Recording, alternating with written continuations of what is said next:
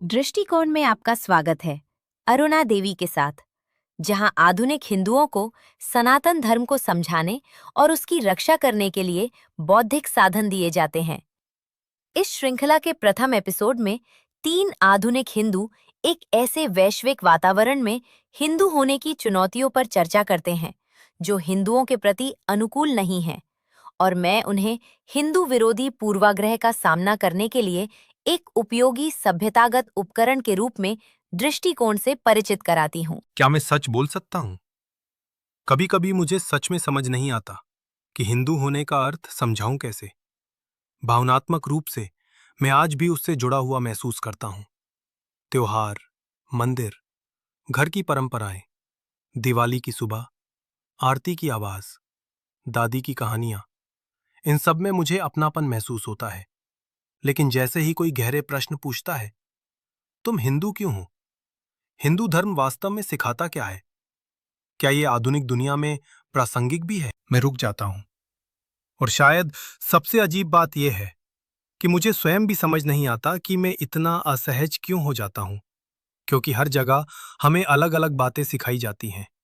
घर में कहा जाता है परंपरा बचाओ, कॉलेज में कहा जाता है परंपरा दमनकारी है, ऑनलाइन कहा जाता है सभ्यता ही समस्या है, ऑफिस में कहा जाता है धर्म को निजी रखो। और कुछ समय बाद आप खुद ही अपने विचारों को फिल्टर करने लगते हैं। आप बोलने से पहले सोचते हैं, लोग क्या सोचेंगे?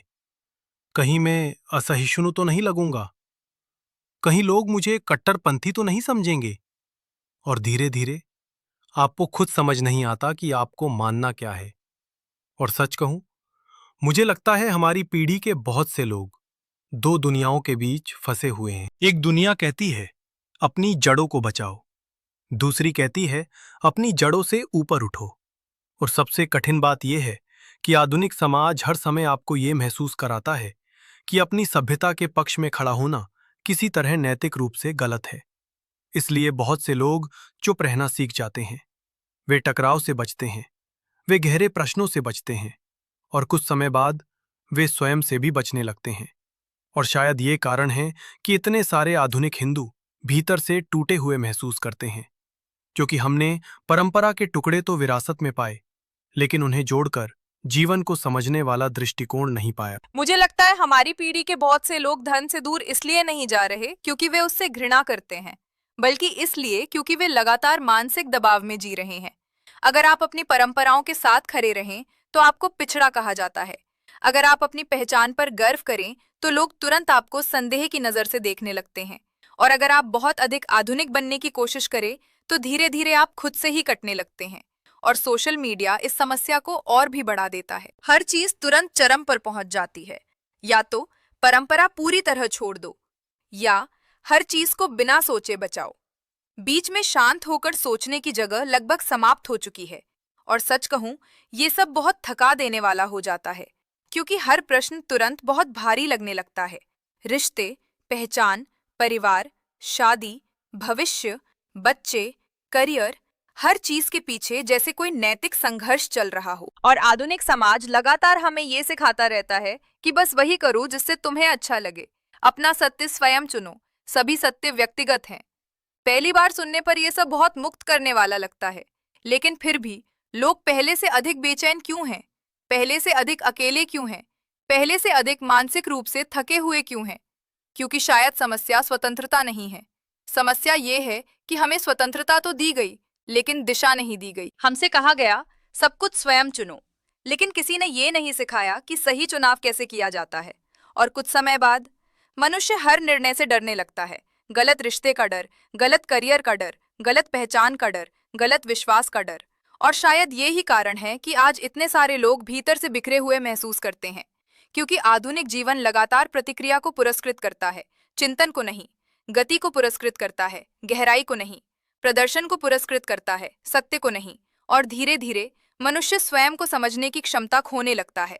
और शायद यही कारण है कि इतने सारे आधुनिक हिंदू भीतर से थके हुए, भ्रमित और अस्थिर महसूस करते हैं, क्योंकि वे लगातार दो विरोधी दुनियाओं को एक साथ संतुष्ट करने की कोशिश कर रहे हैं। मुझे नहीं लगता कि आज का हिंदू समाज केवल बाहरी आलोचना से कमजोर हो रहा है। मुझे लगता है वो भीतर के भ्रम से कमजोर हो रहा है। क्योंकि जब मैं युवा था, तब बहुत धार्मिक न होने वाले लोगों में भी एक सभ्यतागत आत्मविश्वास था। उन्हें शायद हर शास्त्र का ज्ञान न हो, लेकिन उन्हें अपनी सभ्यता के बारे में शर्म नहीं थी। आज मैं शिक्षित हिंदुओं को भी अपनी ही परंपराओं के बारे में रक्षात्मक होकर बोलते देखता हूं, जैसे उन्हें हर समय स्वयं को उचित ठहराना पड़ रहा हो। और ये बात मुझे सबसे ज्यादा चिंतित करती है, क्योंकि कोई भी सभ्यता तब तक जीवित नहीं रह सकती जब तक उसके अपने लोग ही उसके बारे में झिझकने लगे। मुझे लगता है आधुनिक हिंदू समाज धीरे धीरे अपनी ही दृष्टि खो रहा है। पहले लोग जीवन को धर्म के माध्यम से समझते थे। अब लोग धर्म को बाहरी विचारधाराओं के माध्यम से समझने लगे हैं। और ये सबसे बड़ा परिवर्तन है, क्योंकि जैसे ही कोई सभ्यता अपने ही मानदंडों पर विश्वास खो देती है, वो मानसिक रूप से दूसरों पर निर्भर होने लगती है। और तब अनुकरण शुरू होता है। अपनी विरासत से अधिक आकर्षक बाहरी ढांचे लगने लगते हैं। धीरे धीरे लोग अपनी ही सभ्यता को बाहरी श्रेणियों के माध्यम से देखने लगते हैं। और शायद ये कारण है कि आज इतने सारे हिंदू अपनी ही परंपराओं के बारे में असहज महसूस करते हैं, क्योंकि उन्हें बचपन से ये नहीं सिखाया गया कि उनकी सभ्यता जीवन को किस दृष्टि से देखती है। उन्हें केवल अनुष्ठान मिले, दृष्टिकोण नहीं मिला। और ये समस्या केवल व्यक्तिगत नहीं है, ये सभ्यतागत समस्या है। क्योंकि सभ्यताएं अचानक समाप्त नहीं होती, वे धीरे धीरे स्मृति खोती हैं, धीरे धीरे आत्मविश्वास खोती हैं, धीरे धीरे अगली पीढ़ी तक अर्थ पहुंचाना बंद कर देती हैं। और फिर एक समय ऐसा आता है जब त्योहार तो बच जाते हैं, लेकिन उनका अर्थ खो जाता है। पहचान बच जाती है, लेकिन उसके पीछे विश्वास नहीं बचता। अनुष्ठान बच जाते हैं, लेकिन स्पष्टता समाप्त हो जाती है। और शायद सबसे खतरनाक बात यह है कि आधुनिक परिवार स्वयं ही अपनी अगली पीढ़ी को दिशा देना बंद कर चुके हैं। नैतिकता बाहर से आएगी, पहचान बाहर से आएगी, मूल्य बाहर से आएंगे, जीवन दृष्टि बाहर से आएगी।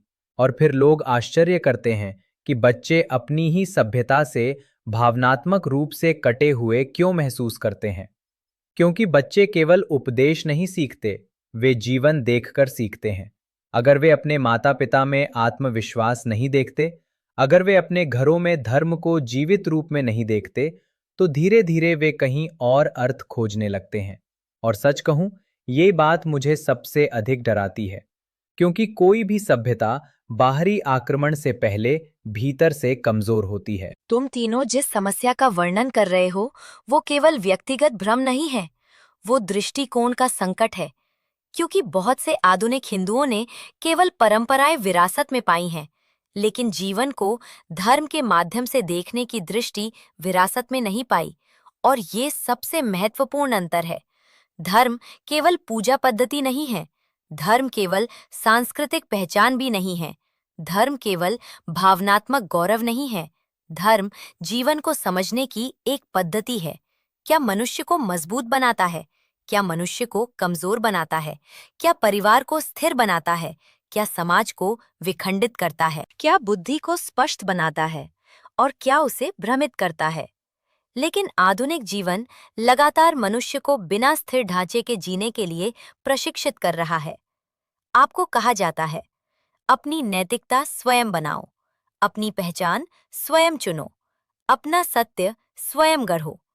लेकिन कोई ये नहीं सिखाता कि सही चुनाव कैसे किया जाता है।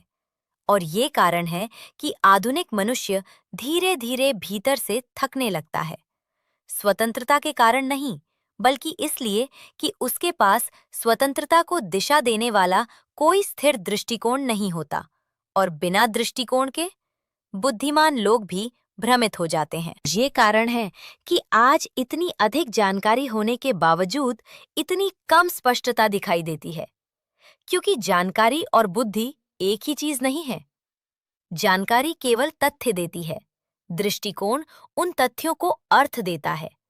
और जब कोई सभ्यता अपना दृष्टिकोण खो देती है, तब वो धीरे धीरे बाहरी विचारधाराओं के माध्यम से स्वयं को देखने लगती है। ये कारण है कि आज बहुत से हिंदू धर्म को धर्म की दृष्टि से नहीं, बल्कि आधुनिक राजनीतिक, सामाजिक और पश्चिमी वैचारिक श्रेणियों के माध्यम से देखने लगे हैं। और जैसे ही कोई सभ्यता अपने ही मानदंडों पर विश्वास खो देती है, उसकी मानसिक स्वतंत्रता समाप्त होने लगती है। इसीलिए दृष्टिकोण आवश्यक है। दृष्टिकोण का अर्थ है जीवन को धर्म की दृष्टि से देखना। निर्णय लेते समय केवल ये न पूछना मुझे अभी क्या अच्छा लग रहा है, बल्कि ये पूछना क्या ये मेरी बुद्धि को मजबूत करेगा या कमजोर, क्या ये परिवार को स्थिर करेगा या तोड़ेगा, क्या ये अगली पीढ़ी तक धर्म को जीवित रखेगा या धीरे धीरे उसे मिटा देगा। आधुनिक संस्कृति मनुष्य को तत्काल सुख के आधार पर सोचने के लिए प्रशिक्षित करती है। धर्म मनुष्य को दीर्घकालिक परिणामों के आधार पर सोचने के लिए प्रशिक्षित करता है। आधुनिक संस्कृति पूछती है, तुम अभी क्या चाहते हो? धर्म पूछता है, ये तुम्हें समय के साथ किस प्रकार का मनुष्य बनाएगा? और ये कारण है कि धर्म केवल निजी पसंद का विषय नहीं हो सकता, क्योंकि सभ्यताएं केवल पसंदों पर नहीं बनती, वे पीढ़ियों तक चलने वाली अनुशासित निरंतरता पर बनती हैं। इसीलिए दृष्टिकोण केवल दार्शनिक चर्चा नहीं है, ये सभ्यतागत स्पष्टता है। और शायद आज आधुनिक हिंदुओं को सबसे अधिक उसी की आवश्यकता है, स्पष्टता, न कि केवल प्रतिक्रिया। दृष्टि, न कि केवल भावनात्मक नारे। धर्म ने इस समस्या को हजारों वर्ष पहले ही समझ लिया था। आधुनिक मनुष्य जिस मानसिक संघर्ष से गुजर रहा है, वो नया नहीं है। कठोपनिषद इस संघर्ष को अत्यंत गहराई से समझाती है। वो कहती है, श्रेयश्च प्रेयश्च मनुष्यमेतः तौ संपरीत्य विविनक्ति धीरः, श्रेयो हि धीरो अभिप्रेयसो वृणीते, प्रेयो मंदो योगक्षेमाद वृणीते। श्रेय और प्रेय दोनों मनुष्य के सामने आते हैं। धीर पुरुष दोनों में भेद करता है। बुद्धिमान श्रेय को चुनता है, मूढ़ मनुष्य प्रेय को चुनता है। ये आधुनिक संकट का मूल है, श्रेयस और प्रेयस। श्रेयस वो है जो दीर्घकाल में मनुष्य को मजबूत बनाता है, अनुशासन, स्पष्टता, कर्तव्य, संयम, बुद्धि, उत्तरदायित्व। प्रेयस वो है जो तुरंत सुख देता है, सुविधा, स्वीकृति, आराम, क्षणिक सुख, सामाजिक सुरक्षा। और आधुनिक समाज लगातार मनुष्य को प्रेयस की ओर धकेल रहा है। सत्य से अधिक सुविधा, कर्तव्य से अधिक आराम, स्पष्टता से अधिक सामाजिक स्वीकृति। और धीरे धीरे मनुष्य पूछना बंद कर देता है, क्या ये सही है? वो केवल पूछता है, क्या ये आसान है? क्या इससे लोग नाराज होंगे? क्या इससे मैं सामाजिक रूप से सुरक्षित रहूंगा? और यही से भीतर का विभाजन शुरू होता है। मन का एक भाग सत्य चाहता है, दूसरा भाग स्वीकृति चाहता है। एक भाग धर्म की ओर खिंचता है, दूसरा परिणामों से डरता है। और धीरे धीरे मनुष्य भीतर से थकने लगता है, क्योंकि विरोधी ढांचों को एक साथ संतुष्ट करना असंभव है। ये कारण है कि आधुनिक समाज में इतने अधिक लोग भीतर से बिखरे हुए महसूस करते हैं, क्योंकि आधुनिक संस्कृति इस विभाजन को सामान्य बना चुकी है। लेकिन धर्म इस विभाजन को सामान्य नहीं मानता। धर्म स्पष्टता चाहता है, धर्म एकीकृत बुद्धि चाहता है, धर्म ऐसा मनुष्य चाहता है जिसके भीतर संघर्ष तो हो सकता है, लेकिन दिशा खो न जाए। और जैसे ही कोई सभ्यता श्रेयस और प्रेयस के बीच अंतर करना बंद कर देती है, उसकी स्पष्टता बहुत तेजी से टूटने लगती है। ये कारण है कि दृष्टिकोण आवश्यक है, क्योंकि बिना दृष्टिकोण के मनुष्य धीरे धीरे प्रेयस को ही जीवन का लक्ष्य समझने लगता है, और तब सभ्यता केवल उपभोग में बदल जाती है। धर्म नहीं बचता, केवल इच्छा बचती है। बहुत से लोग सोचते हैं कि आधुनिक मनुष्य का मानसिक संघर्ष बिल्कुल नया है, लेकिन ऐसा नहीं है। महाभारत में अर्जुन भी इसी प्रकार के संकट से गुजरते हैं, और ये कारण है कि भगवद गीता आज भी इतनी गहराई से प्रासंगिक महसूस होती है। अर्जुन का संकट केवल युद्ध का संकट नहीं था, वो नैतिक भ्रम का संकट था। कर्तव्य, करुणा, परिवार, भय, समाज, परिणाम सब एक साथ उनके भीतर टकरा रहे थे। और अंततः अर्जुन कहते हैं, कार्पण्य दोषोपहत स्वभावः पृच्छामि त्वाम धर्म सम्मूढ़ चेताः यच्छ्रेयः स्यान्निश्चितं ब्रूहि तन्मे शिष्यस्तेहम शाधिमाम त्वाम प्रपन्नम। मेरा स्वभाव दुर्बलता से दब गया है, मेरा मन धर्म के विषय में भ्रमित हो गया है। जो वास्तव में मेरे लिए कल्याणकारी हो वो स्पष्ट रूप से कहिए। मैं आपका शिष्य हूं, मुझे मार्ग दिखाइए। ध्यान दीजिए, अर्जुन मूर्ख नहीं थे, वे कमजोर भी नहीं थे। उनका संकट था धर्म सम्मूढ़ चेताः, धर्म के विषय में भ्रमित चित्त। और ये आधुनिक संकट भी है। आज भी मनुष्य कई विरोधी नैतिक ढांचों के बीच खड़ा है। एक ढांचा कुछ और कहता है, दूसरा कुछ और। भावनाएं एक दिशा में खींचती हैं, सामाजिक दबाव दूसरी दिशा में, और धीरे धीरे मनुष्य भीतर से जड़ हो जाता है। निर्णय लेने की क्षमता कमजोर होने लगती है। और यहाँ सबसे महत्वपूर्ण बात यह है कि कृष्ण अर्जुन को अपमानित नहीं करते। वे ये नहीं कहते तुम्हारी भावनाएं महत्वहीन हैं, लेकिन वे ये भी नहीं कहते जो महसूस हो वही करो। इसके बजाय वे अर्जुन की दृष्टि पुनर्स्थापित करते हैं, धीरे धीरे, धर्म के माध्यम से, विवेक के माध्यम से, दृष्टिकोण के माध्यम से। और ये कारण है कि गीता केवल धार्मिक उपदेश नहीं है, वो मानसिक पुनर्निर्माण है। कृष्ण अर्जुन को केवल युद्ध के लिए तैयार नहीं कर रहे, वे अर्जुन की बुद्धि को पुनः स्पष्ट बना रहे हैं। और ये आधुनिक समाज की सबसे बड़ी समस्या है।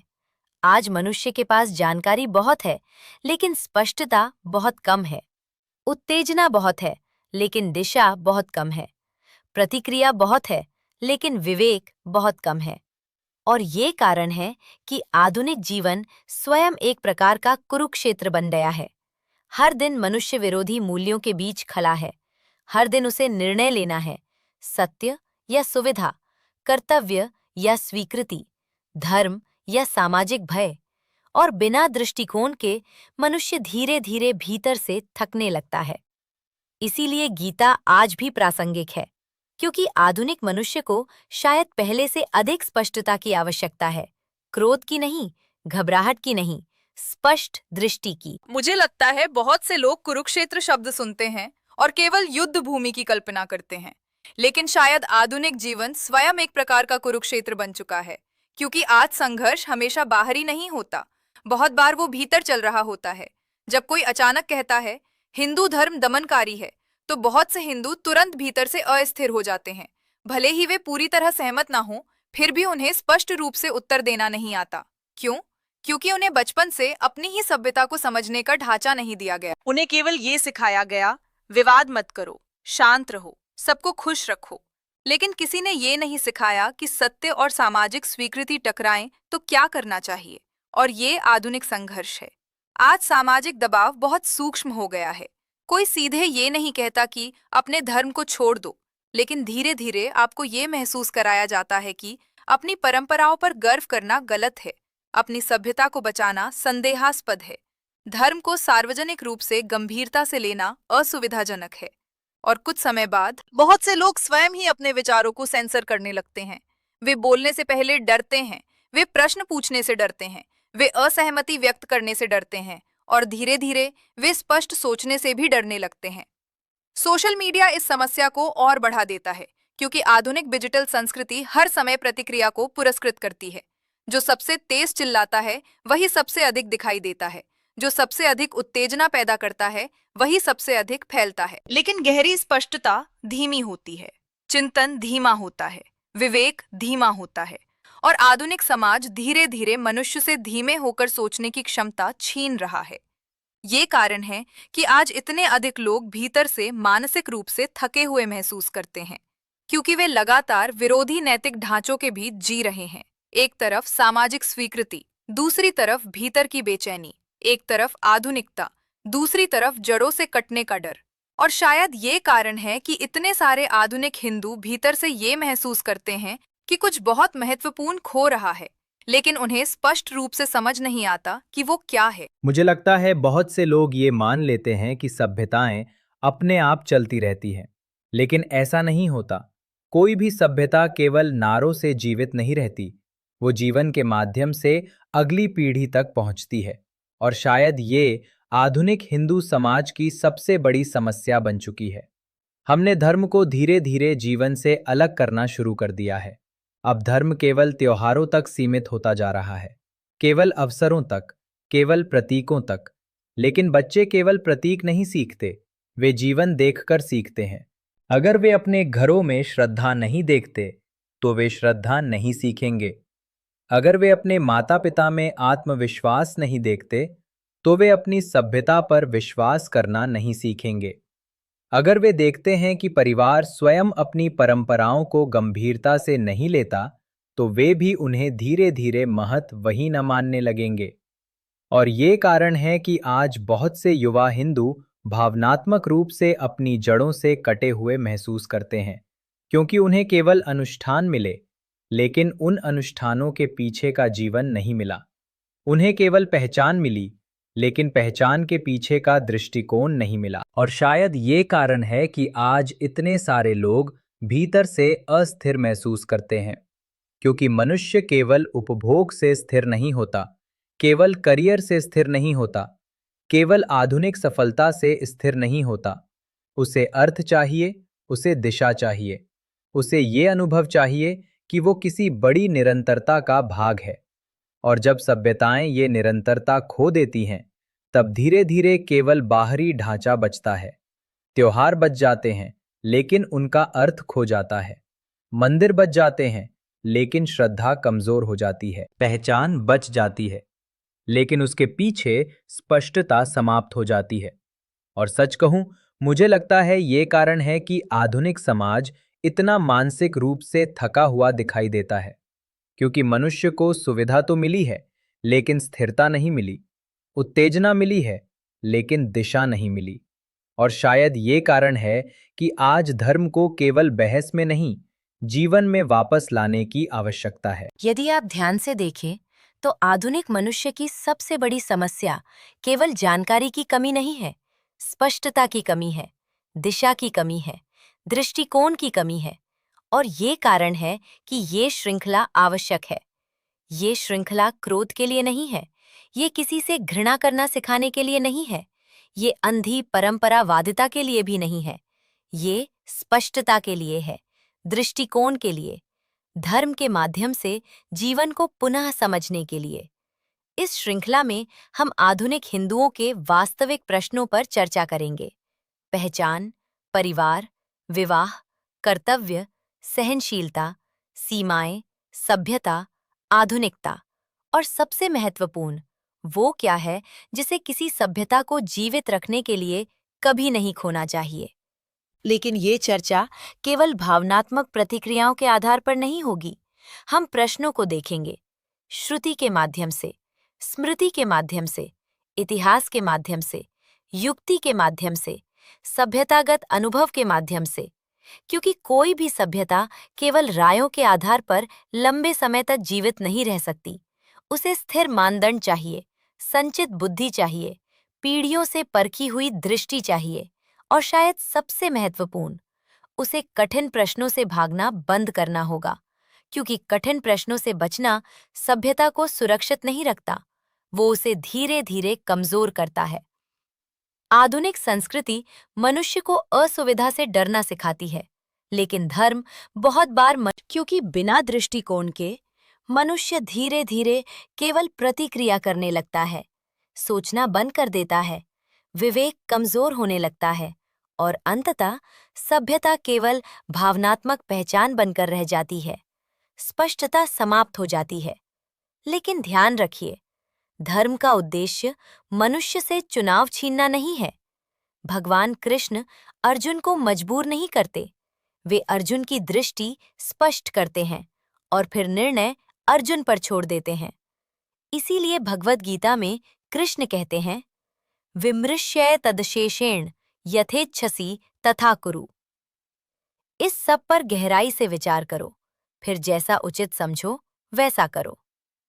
ये इस श्रृंखला का उद्देश्य है, आपको मजबूर करना नहीं, आपको स्पष्टता देना, दृष्टि देना, ताकि आप स्वयं अधिक स्पष्ट होकर निर्णय ले सकें। और हमारी अगली चर्चा शायद आधुनिक हिंदू समाज के सबसे बड़े भ्रमों में से एक पर होगी। एक ऐसा विचार जिसे बहुत से हिंदू बिना सोचे दोहराते रहते हैं, सभी धर्म एक जैसे हैं। लेकिन हमें इस विषय पर बहुत सावधानी से विचार करना होगा, क्योंकि अधिकांश पारंपरिक धर्म स्वयं ये दावा नहीं करते कि सभी धर्म एक ही सत्य सिखाते हैं। ईसाई धर्म ऐसा नहीं कहता, इस्लाम ऐसा नहीं कहता, और अनेक अन्य परंपराएं भी स्वयं को केवल एक जैसे मार्ग नहीं मानती। तो वास्तविक प्रश्न ये नहीं है, धर्म स्वयं को समान क्यों कहते हैं? अधिकांश ऐसा कहते ही नहीं। वास्तविक प्रश्न ये है, फिर बहुत से आधुनिक हिंदुओं को ये बात बार बार क्यों सिखाई गई? क्यों बहुत से शिक्षित हिंदू ये मानने लगे कि सभी विचारधाराएं नैतिक और सभ्यतागत परिणामों में समान हैं? क्या सभी विश्व दृष्टियां वास्तव में समान प्रकार के मनुष्य बनाती हैं? समान प्रकार के परिवार, समान प्रकार की सभ्यताएं, समान प्रकार की नैतिकता? या विभिन्न विचारधाराएं अंततः विभिन्न प्रकार के समाज और विभिन्न प्रकार के मनुष्य उत्पन्न करती हैं? और यदि वे अंतर वास्तविक हैं, तो क्या उन अंतरों को देखना बंद कर देना खतरनाक हो सकता है? ये हमारी अगली चर्चा होगी। दृष्टिकोण। जय हिंद, जय भारत, वंदे मातरम। जय भारत, ओम नमः शिवाय। नमस्ते, वंदे मातरम। जय श्री राम, वंदे मातरम।